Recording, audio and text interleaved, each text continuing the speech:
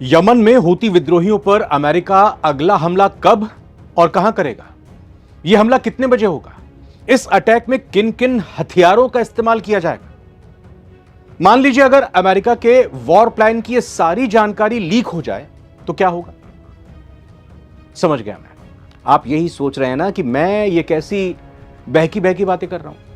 आपको लग रहा होगा कि दुनिया के दादा अमेरिका में जहां आसानी से कोई परिंदा भी पर नहीं मार सकता, वहां की खुफिया जानकारी कोई हलवा थोड़ी है जो लीक हो जाए। तो आपको पूरे होश हवास में मैं बता रहा हूं कि ऐसा हुआ है, वाकई ऐसा हुआ है। और यह किसी दुश्मन ने नहीं किया अमेरिका के, बल्कि घर के भेदी से ही हो गया है। हां, हो गया है। तो कौन है विभीषण? नमस्कार, स्वागत आप सभी का। नवभारत टाइम्स आप देख रहे हैं, मैं रविंद्र सिंह आपके साथ।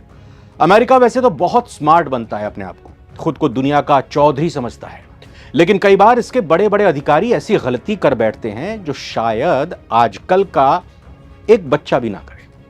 आजकल का बच्चा भी ना करे। जी हां, ट्रंप प्रशासन ने एक बड़ी गलती कर दी है, या कहें कि बड़ी चूक हो गई है, कहें तो एकदम ब्लंडर। दरअसल हूती विद्रोहियों पर हमले का प्लान एक चैट ग्रुप में लीक हो गया।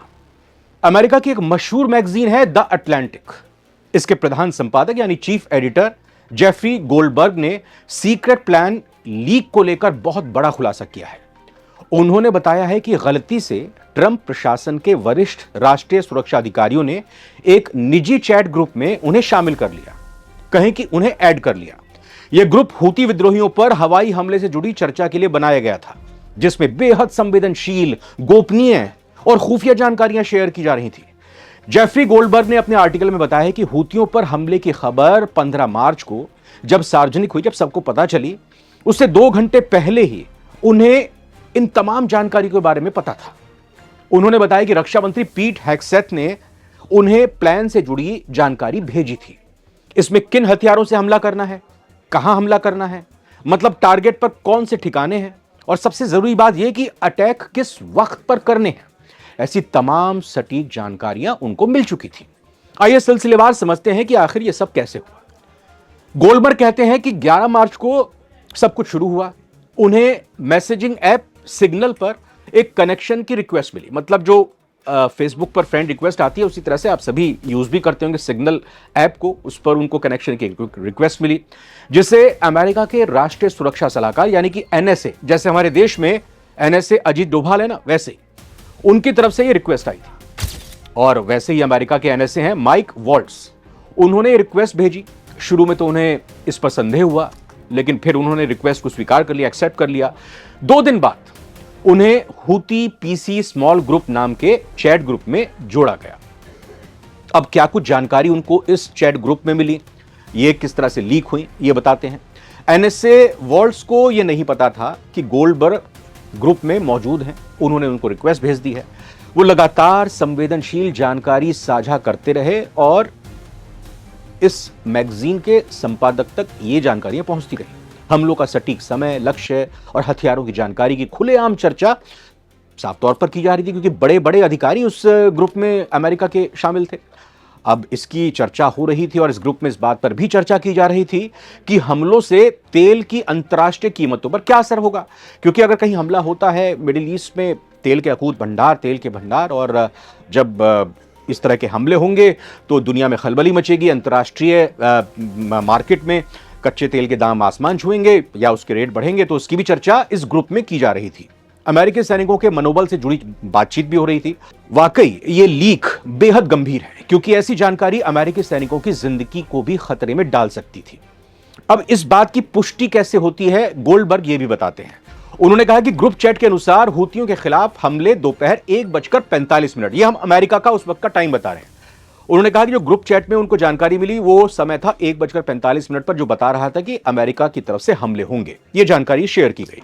और जब वो इसे क्रॉस चेक करने के लिए सोशल मीडिया प्लेटफॉर्म एक्स पर गए, देखने के लिए कि क्या अपडेट्स चल रही हैं, तो उन्हें ठीक 10 मिनट बाद यमन की राजधानी सना में विस्फोट की सूचना मिली। यानी जो जानकारी उनको पहले शेयर हुई थी वो एकदम सटीक और सही निकली। वो फिर सिग्नल ऐप पर गए तो देखा कि वहां हमले पर चर्चा हो रही थी और एक दूसरे को सभी अधिकारी बधाई दे रहे थे ट्रंप प्रशासन के। गोल्डबर्ग ने अटलांटिक में लिखे लेख में बताया है कि सिग्नल चैट वास्तविक था, रियल था, फेक नहीं था। उन्होंने ग्रुप में शामिल कई अमेरिकी अधिकारियों को ईमेल भेजा और राष्ट्रीय सुरक्षा परिषद के प्रवक्ता ब्रायन ह्यूजेस ने वैधता की पुष्टि की।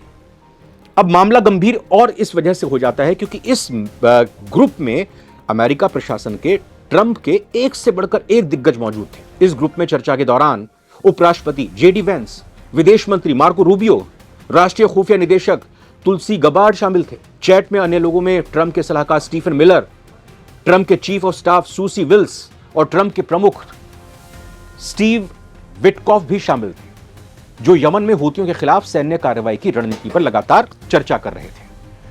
अब जब यह पूरी बात निकलकर सामने आई तो फिर यह कहें कि होश फाख्ता हो गए पीट हेग्सेथ के। उन्होंने यह खुलासे करने वाले जर्नलिस्ट को फेक बताया, कहा कि तो फर्जीवाड़ा कर रहे हैं। इतनी किरकिरी जब हुई ट्रंप प्रशासन की तो रक्षा सचिव सामने आए पीट हेग्सेथ, अपनी टिप्पणी दी, रिएक्शन दिया और रिएक्शन देते हुए कहा इन पत्रकार महोदय को लेकर धोखेबाज हैं, ये बदनाम हैं, ये फेक जर्नलिस्ट हैं, ये फर्जी हैं। हालांकि रक्षा सचिव, हाँ, ये जो सब आरोप लगाए, ये ऐसा नहीं कि हमारे हिंदुस्तान में ही लगते हैं, वहां पर भी इस तरह के आरोप एक दूसरे पर लगाए जाते हैं। हालांकि रक्षा सचिव ने यह नहीं बताया कि इतनी खुफिया और संवेदनशील ऑपरेशन पर चर्चा करने के लिए सिग्नल ऐप का इस्तेमाल क्यों किया जा रहा था। सवाल पत्रकारों ने पूछा था उनसे, बताया नहीं, जवाब नहीं दिया उन्होंने। साथ ही इस सवाल पर भी चुप्पी साधे रहे कि पत्रकार उस ग्रुप में जुड़ कैसे गया।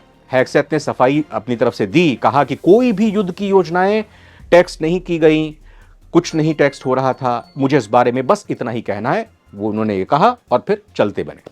लेकिन इस पूरे प्रकरण में अमेरिका की राजनीति गर्मा गई है, भूचाल आ गया है। डेमोक्रेटिक नेताओं की तरफ से सवाल पूछे जा रहे हैं ट्रंप प्रशासन से कि ये चूक कैसे हो गई।